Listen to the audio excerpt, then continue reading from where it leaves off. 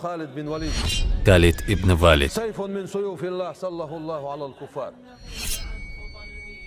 Пророк, саллаллаху алейхи вассалям, назвал его «меч из мечей Аллаха, обнаженный против куффаров».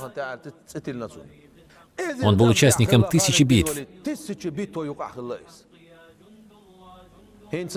А сегодня, если кто-то 30 раз примет участие в боях турнира М1 или ММА, то его возвеличивают, как будто он сделал что-то невероятное.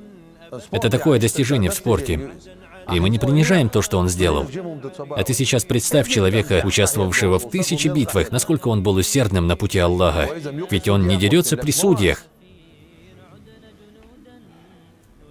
Он сражался насмерть.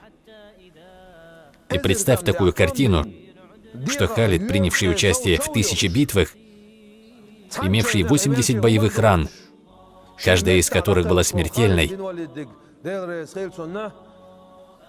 лежит в постели и взывает к Аллаху: «О Аллах, как же сильно я желал умереть шахидом, а я умираю, лежа на своей постели». И сподвижники, услышавшие Халида, ответили ему: «О Халид, разве ты не понимаешь?